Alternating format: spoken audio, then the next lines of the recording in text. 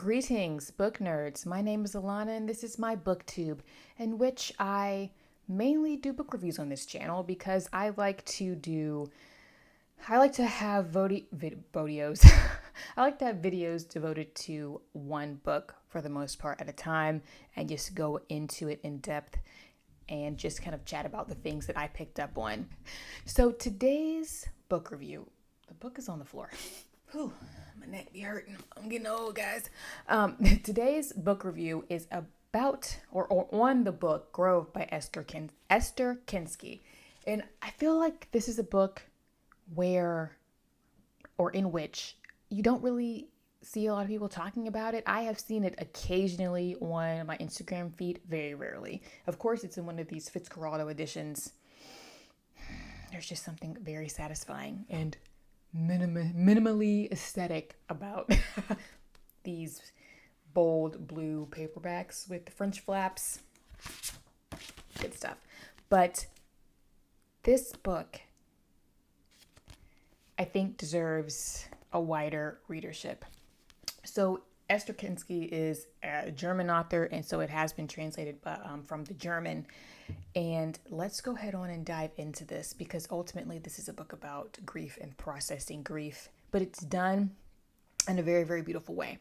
So as you know, I like to start with a quote. "In the absence of the sky, the bereaved remain in the unpredictable space of a dream."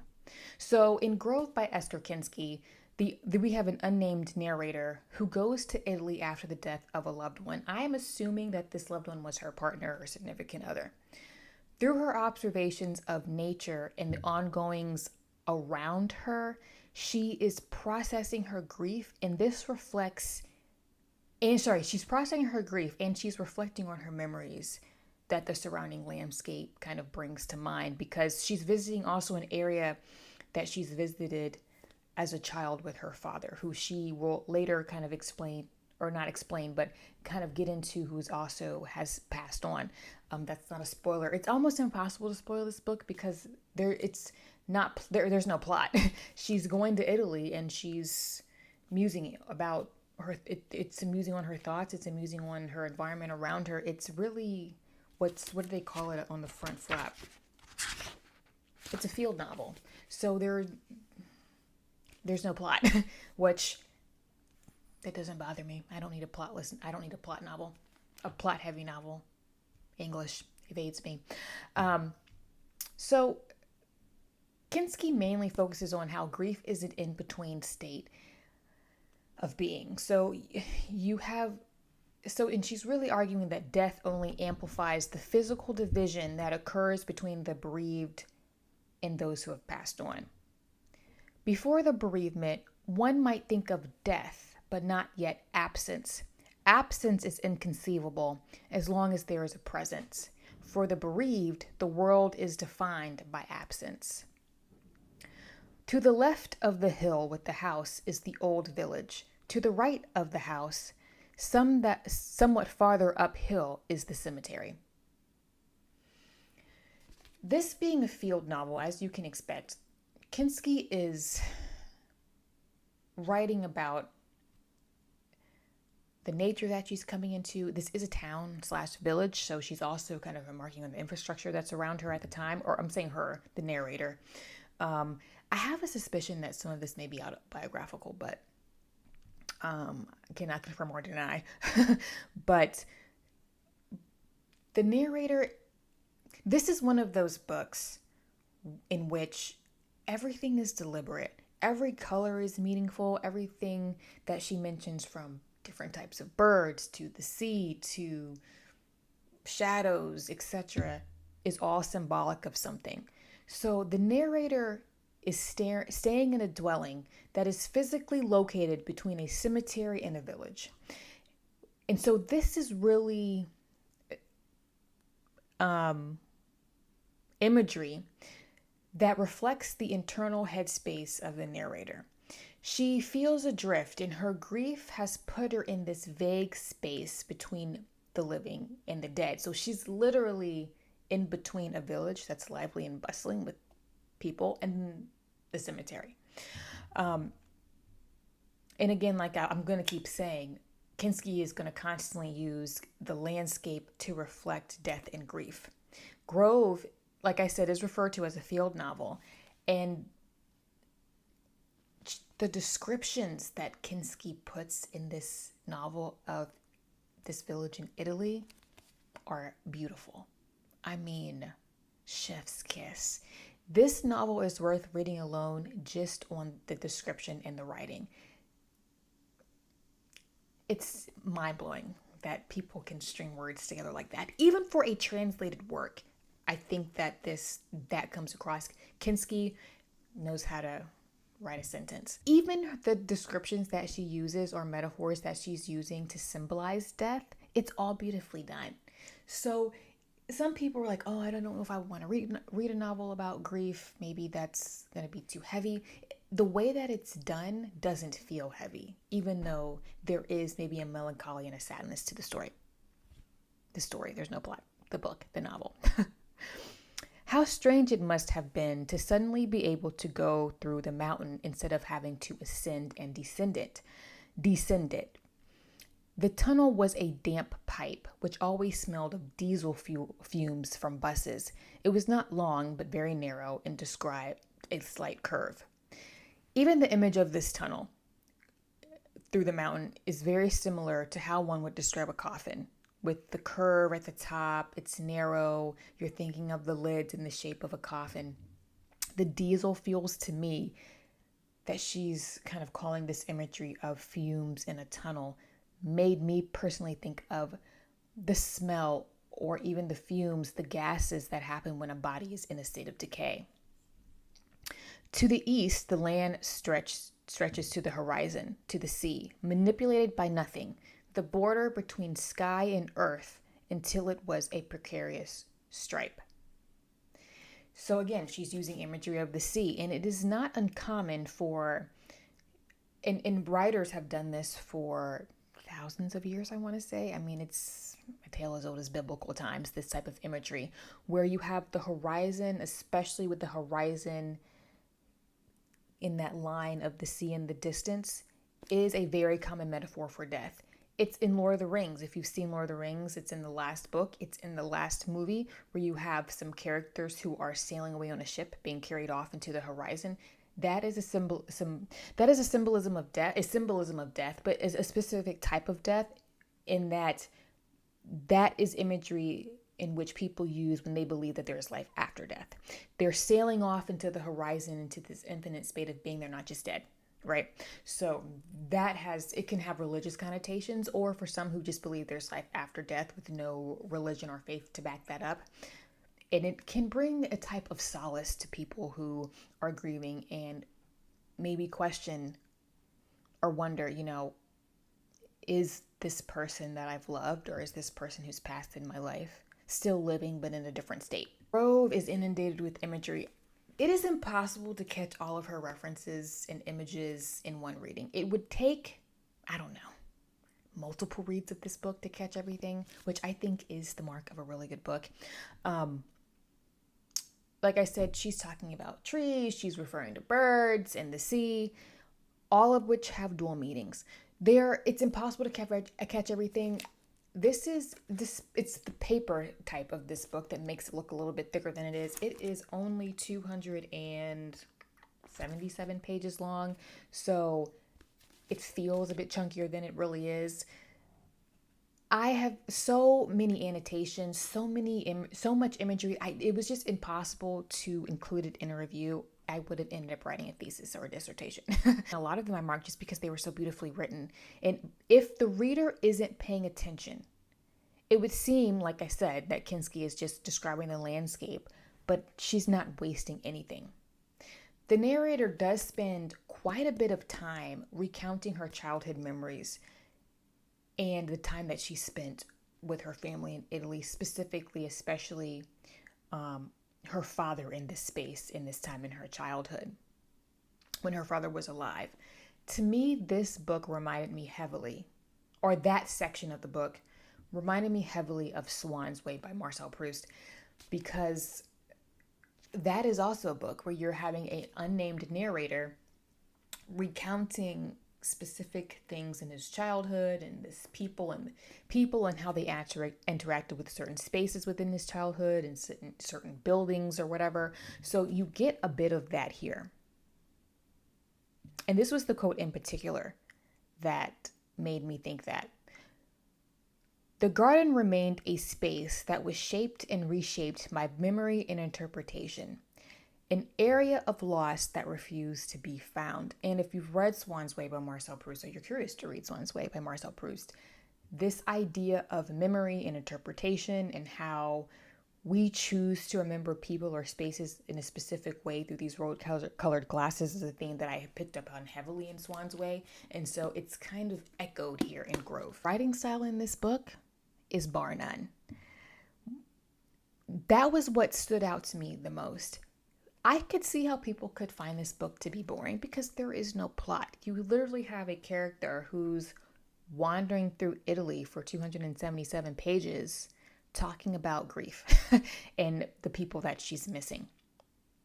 But for the writing style alone, I think this is worth a read.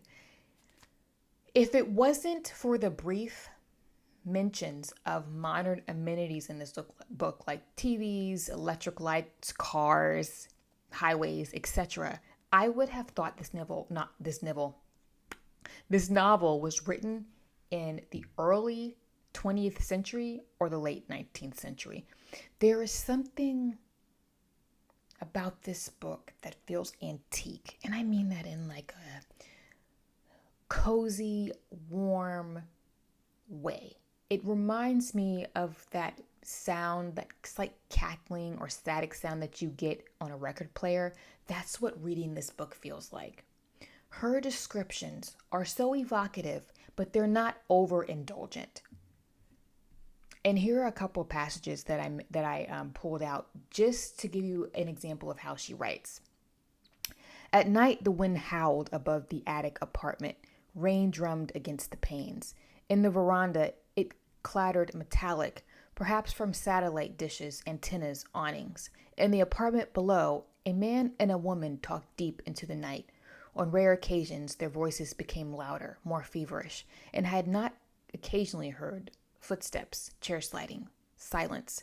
I would have thought their conversation was television. It was still dark when I set out. Very delicate, barely perceptible rain fell. The air smelled of wood smoke, dirt, and grass. Nothing stirred in the village. It laid in the yellow lamplight like a backdrop after a performance. The first bird stirred with tranquil, shy morning noises, still half dreaming. That is just... You can't tell me that's not good. You know what I'm saying? That's some good stuff. That's some good writing. And that is how this entire book reads. Need I say more? Grove is a gorgeously written novel, and I think it highlights perfectly what grief feels like without it being overly contrived. You know what I mean? She's showing you, she's not telling you. There are certain passages, and they're just maybe one or two, it's not overdone, where you can tell that the narrator is probably in a state of depression. She describes how when you're in a state of grief, sometimes just getting up and getting dressed and doing the basic things in life feel like a burden, but it's not done in a way that it's emo and angsty. You know what I mean? This is definitely somebody in their 40s or 50s writing about grief and not a 20-year-old. You see what I mean? Not a millennial author. There's a different level of maturity here about how this topic is discussed. Not saying that millennials, I'm a millennial, don't know how to adequately portray, complex emotions and feelings in life in an effective way. False. There are plenty of people who know how to do that. But you can tell that this is a person who has lived life a little bit longer. And there's just something about a more mature person writing about things that we all eventually or have already dealt with in life.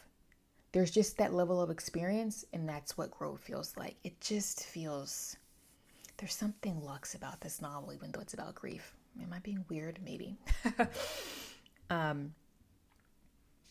She also perfectly nails how whatever mental state you are currently in life, that is the lens in which that you're going to view life. So if you're in a state of grief, you're going to see life through that lens. If you're in a state of joy or contentment, you're going to process your life and your surroundings through that lens. And I think that she, again, nails that perfectly without it being overly, it's not angsty at all, without it being angsty and feeling almost too teenage like. You know what I mean? This is not Tobey Maguire in the second Spider-Man who's going through an existential crisis while still trying to save the world, still trying to save New York, which Tobey Maguire is Spider-Man for me. Okay, I love that movie. But that is angst. That's the perfect angst in your early 20s. This is not what she's doing. Again, like I said, Grove is not a long novel, and I think that it can be approached in two different ways. This is a novel where when you get into the cadence of the writing and the rhythm of the writing, you could sit down and knock this book out very, very quickly because it just lulls you into its atmosphere. Or because it is so beautifully written and there is a ton of imagery, this is one of those books that I think that you could put on your nightstand and perhaps read a chapter a night and just really ponder and muse over it, because the chapters are actually very short and they're only a few pages long. And so you could really just sit down and whittle away at it bit by bit, or you could gobble it up. I mean, I think it does. It's one of those books that I like to say that the book and the writing style demands the pace in which it should be read. It tells you how it should be read. This is one of those books that straddles some lines with the pacing, so I think that's up to the reader. Overall, I really enjoyed this novel. What is with the hands? I have this side note. I have this problem in ballet when I'm too big. Like if we're learning new choreography and I'm not getting it, or it's new, and I'm one of those people. It takes me. I have to break something all the way down and then build it back up. That's how I am when I was playing music. I'm not a good sight reader, but even with dance, I have to have it broken all the way down before I can piece all the elements together. And my arms and my hands get real funky. I start to T-Rex it. And I'm doing this, and my teacher's like, long arms. I'm like, girl. I said, Sharon, you're hurt. Bear with me, okay? That's what it's like. Awkward. So, yeah, I enjoyed Grove. I would reread this novel in a heartbeat. I would also, I feel like this is one of those novels that there are going to be times when I'm just going to pick it up and want to refer back to a particular section that I annotated just to enjoy the writing. I do have River by her, which is the other novel that Fitzcarraldo has done and translated of hers, called River. And I'm expecting that one takes place in London. I'm expecting it to be similar, in which she's spending a lot of time kind of talking about London at a particular space and time, fictionalized. I think it's probably autobiographical because she spent time in Italy, Germany, and London. So I look forward to reading that. I don't know when I'll read it. Whenever I feel the fancy to do so. That is all. Maybe a bit of a rambly review. I don't know, because there was no plot. So we talk about imagery and themes, which is normally what I do, so I don't spoil plots. I'm feeling awkward. Anybody feeling awkward? Secondhand awkwardness? Okay. I'm going to wrap this up. Have you read Grove? Is it now on your radar? Do you like novels that are plotless? Like I said, I don't mind a plotless novel when the writing is good. Good writing. If the writing is good, I can read almost anything. I would highly, highly recommend that you guys read this. I gave it a 4 out of 5. And like I said, I will be reading her other novel, River, that is translated to English. Please feel free to like, subscribe, leave me a comment, and I will catch you guys on the flip side. My links are down below if you want to follow me on Instagram, where I post all of my book reviews and I post funny memes, because there's so much negativity on the internet. I try to make my space a space where you can come and just focus on books and have a chuckle. That's my goal. I'll see you in the next one. Bye.